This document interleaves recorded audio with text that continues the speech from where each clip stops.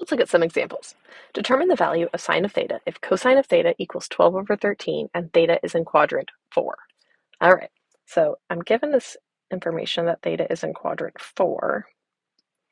So I'm just going to kind of remind myself that that is the case. Now, how can I solve for sine theta if I only know cosine theta? Well, I can use the Pythagorean identity. So I get sine squared theta plus cosine squared theta equals 1. That's Pythagorean identity. I am going to replace cosine theta with its value 12 over 13. This is being squared.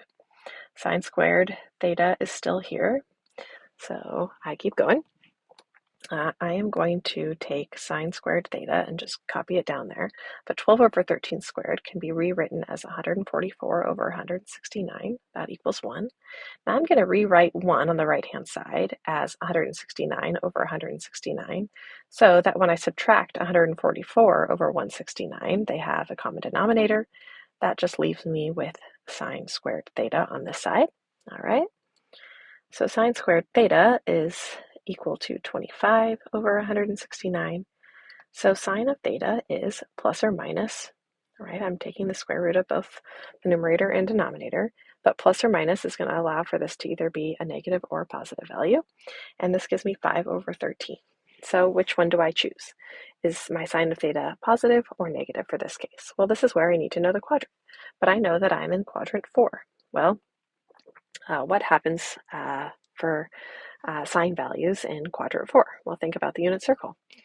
For the unit circle, sine of theta is equal to the y values, and the y values down here in quadrant 4 are negative. So I need to select the negative value of sine. So this tells me then that sine of theta must equal negative 5 over 13.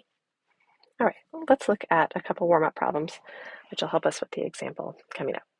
Determine the quadrant where sine of theta is less than 0 and cosine of theta is greater than 0. So far we've been given the quadrant. Now what if we have to determine it ourselves? Well, when we say determine the quadrant where sine of theta is less than 0 and cosine of theta is greater than 0, this is telling me that both conditions must be true. So let's first look, where is sine of theta less than 0? So we know sine of theta less than 0, where the y-coordinate is negative on the unit circle. So that the possibilities are quadrants 3 and 4. But I'm going to write all of them in just to kind of remember what they're called. Okay, so we have taken care of this piece. Now we can switch colors here and look at where is cosine theta greater than 0. Where cosine theta is greater than 0, where the x-coordinates on the unit circle are greater than 0. That happens in quadrants 1 and 4. So these are both true when we are in quadrant 4, because that's where they overlap. So the quadrant where this is happening must be quadrant 4.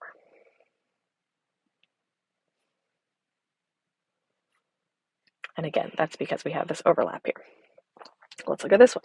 Determine the quadrant where cosecant of theta is greater than 0 and secant of theta is less than 0. All right, what's happening here? Same idea. I'm going to draw my unit circle. Okay, and I'll look, what does cosecant greater than 0 mean? Well, let's see. If cosecant of theta is greater than 0, I'm going to rewrite that as 1 over sine of theta. It's greater than 0. Well, if a fraction is greater than 0 and the numerator is 1, that's positive, then the denominator also has to be positive if the whole thing is going to be positive. Okay, so this tells me that sine of theta is greater than 0.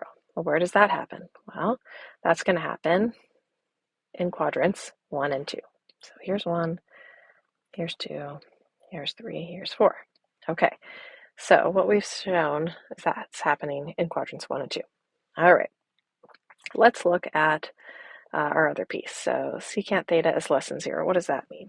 Well, secant theta is less than 0. Okay, that would be 1 over cosine of theta is less than 0. Well, if a fraction is going to be negative and the numerator is already positive, then the denominator has to be negative for the whole thing to be negative, right? You could just try it. You could go, what about positive over positive? Nope, not going to work. So in order for 1 over cosine theta to be negative, the cosine theta has to be negative. So this tells me cosine theta is less than 0. Well, where does that happen?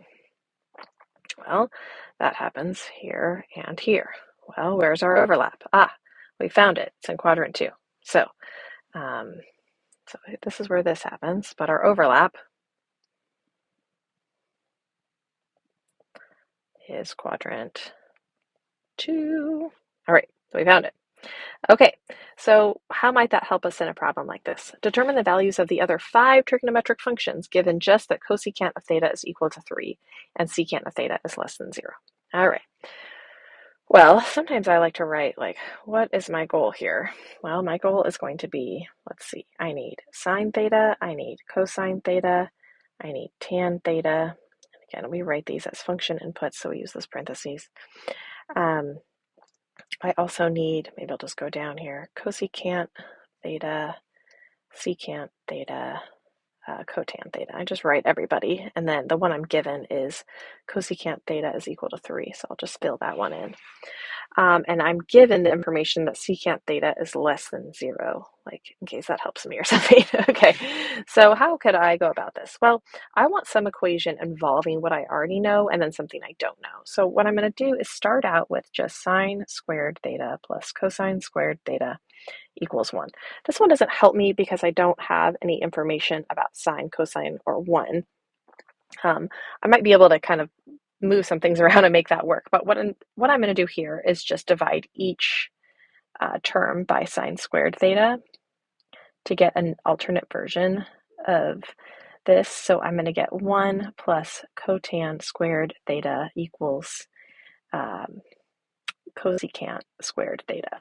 And the reason why I did that is now I have an equation involving cosecant, and I know that cosecant of theta is 3. All right, so I'm going to replace cosecant theta.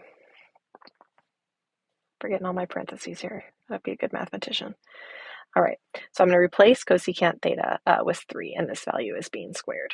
So this gives me cotan squared theta, right?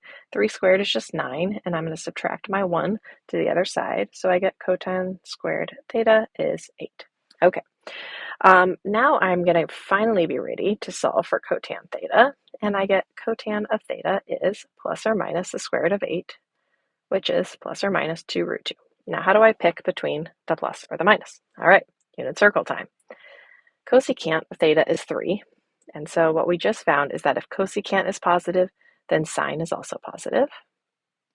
So that gives me those two options. But if, let's see, secant theta is less than 0, that means cosine is less than 0. Okay, so I'm in that quadrant 2. All right, so that's why we did that warm-up problem to kind of help us. So there's our quadrant 2. All right, so if I'm in quadrant 2, what does that tell me about cotan? All right, I got more work to do. Well, let's look at cotan of theta and remind ourselves, what do points look like here? Negative x, positive y values. Okay, so cotan of theta on the unit circle is x over y. X's are going to be negative here. These are negative, and y's are positive. So since that is the case, I need the cotan of theta to be negative over positive, so negative over positive would be negative. Okay, so in quadrant 2, cotan values are negative. So since that is the case, I need to select the negative value here. So cotan of theta is negative 2 root 2, and I can put that in here. Okay, now I've got 2 values, 2 out of 4, not bad.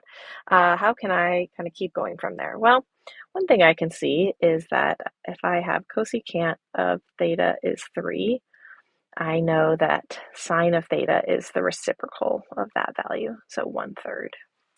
So I can go ahead and fill in 1/3 over here.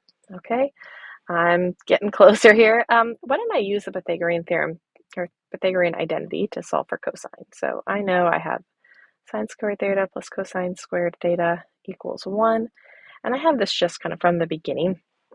I don't need to make it into a new one because it has what I need. This is just going to be 1/3 squared plus cosine squared theta equals 1. And again, I know that 1/3 squared is 9. So to prepare for that, I'm going to have 1 written as 9 over 9. And on the next line, subtract that 1/9, that this becomes 1/9, right? So I'm going to subtract it from both sides. That leaves me with just cosine squared theta is 9 over 9 minus 1 over 9. So cosine squared theta is 8/9. So cosine of theta is plus or minus 2 root 2 over 3. Okay, by taking the square root, right? Both sides, I get plus or minus. Now what happens here? Which one do I pick? Go back up. I'm in quadrant 2. Since cosine of theta equals x on the unit circle, I know that I need to pick the negative here. So 2 root 2 over 3. Negative 2 root 2 over 3. Am I done yet? Almost. So close. So let's look at secant of theta. I know secant of theta is just 1 over cosine theta. So let's do that one. So secant of theta is still negative, but the 3 is on top now, and the 2 root 2 is underneath. I need to rationalize. So what do I get? Let's see. Negative 3 times root 2 over 4.